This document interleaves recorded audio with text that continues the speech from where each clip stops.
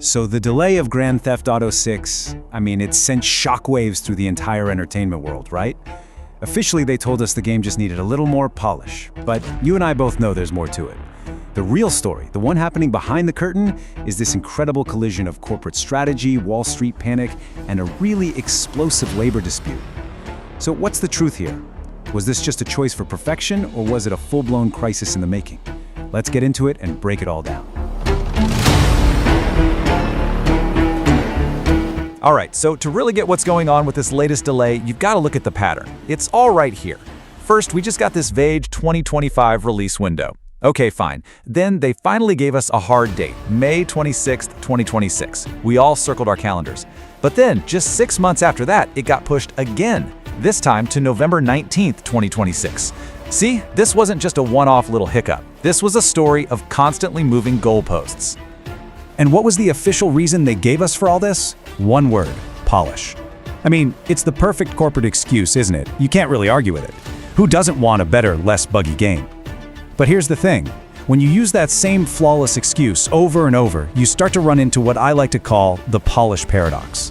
It's an explanation that's so perfect, so bulletproof, that it starts to feel less like a reason and more like a shield, conveniently hiding whatever else is really going on. Right. Because make no mistake, this announcement wasn't just a simple apology to us, the fans. Oh no, this was a carefully managed corporate strategy. Take-Two's CEO, a guy named Strauss Zelnick, had a very specific playbook for how to sell this delay to the people who, in his world, mattered the most: Wall Street investors. And this strategy is so consistent, you can actually give it a name: the Zelnick Doctrine. The whole idea is pretty simple, but brilliant. You frame every single delay not as a failure, but as a strategic choice. You're not missing a deadline, you see? No, you are bravely choosing perfection over speed. It's a really calculated PR move designed to spin a negative into a public declaration of strength and commitment to quality. And this doctrine, it breaks down into 3 very clear steps. Step 1, you invoke an external threat. Zelnick basically said, hey, look what happens when our competitors rush things out the door, which was a very clear shot at the disastrous launch of Cyberpunk 2077. Step 2, you cite your own history. You remind investors, hey, remember Red Dead Redemption 2? We delayed that too, and it turned into a massive, massive success. And finally, step 3, you give Wall Street that sweet, sweet reassurance. You tell them the new date is still in the same fiscal year, which protects all those important revenue numbers. See? A perfect playbook. So the big question is, did this masterful PR strategy actually work? Well, the answer is kind of complicated. It really depends on who you ask. Because what happened next was this fascinating split. You had the immediate knee-jerk panic from the stock market on one side, and the calm, patient, long-term view of industry analysts on the other. And get this is the really wild part. The delay was announced during an earnings call where, by literally every other measurement, Take-Two was absolutely crushing it.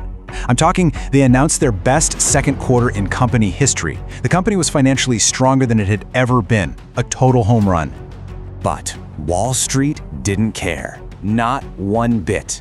The second those words delay came out, the stock just plummeted.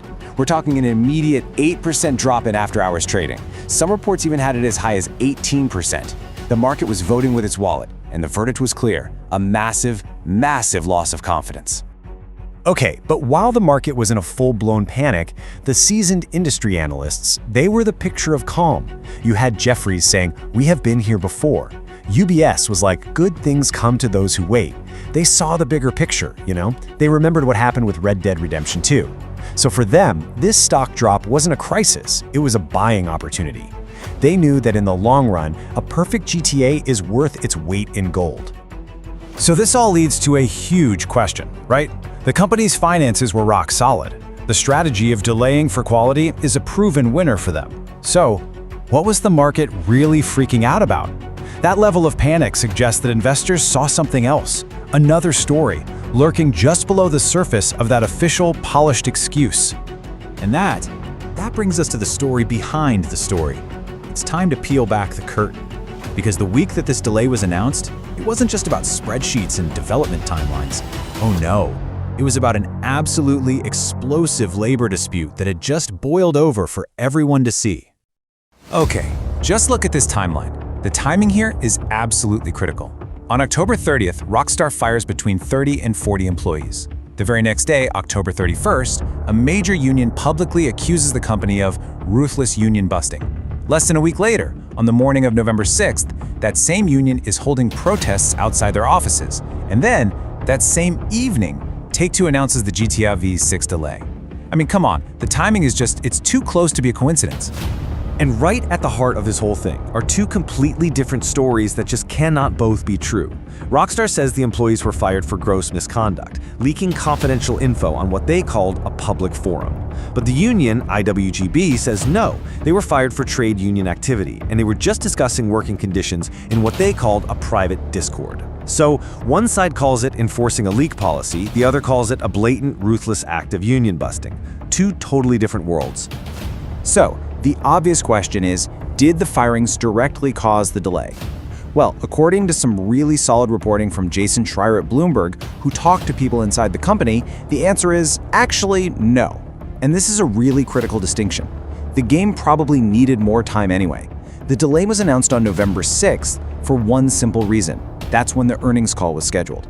So think of it less like cause and effect and more like two massive storms colliding at the exact same time. So, where does that leave us? How does this all fit together? The real reason for the delay, it isn't just one simple thing. It's really the intersection of two powerful, competing truths. You've got the price of perfection on one hand and the cost of conflict on the other. To really understand Rockstar's position here, you've got to look at something called the development trilemma. It's kind of like that old saying, fast, good, cheap, pick two. Well, in game development, it's hit your deadline, make it perfect, and don't overwork your employees. You can only pick two. And after all the controversy about the brutal crunch culture on their last big game, Rockstar desperately wanted to avoid that this time. So if you're going to avoid crunch and achieve perfection, something has to give. And this time, what gave was the deadline. So that brings us to truth number one, the price of perfection. This is the official story. And honestly, it's true. The delay really is the necessary cost of making a game as flawless as everyone expects GTA 6 to be, but doing it without burning out the developers with insane overtime. In that sense, that whole polished story, it's not a lie. They absolutely needed more time. But then there's the second hidden truth, the cost of conflict. You see, that no-crunch development path, it was already pretty optimistic, and then it got completely derailed. You had the bitter labor dispute, the mass firings, the protests. You have to imagine the morale was just catastrophic. All that internal chaos turned that original May 2026 date from an ambitious goal into an absolute fantasy. So that leaves us with the big question we started with. Was Grand Theft Auto 6 probably the most anticipated game of all time? Delayed because of a noble pursuit of polish? Or was it derailed by protest and internal chaos? And the real answer, as we've seen, isn't or. It's and. The answer is both. This delay is the exact point on the timeline where the price of perfection slammed head-on into the very real cost of conflict.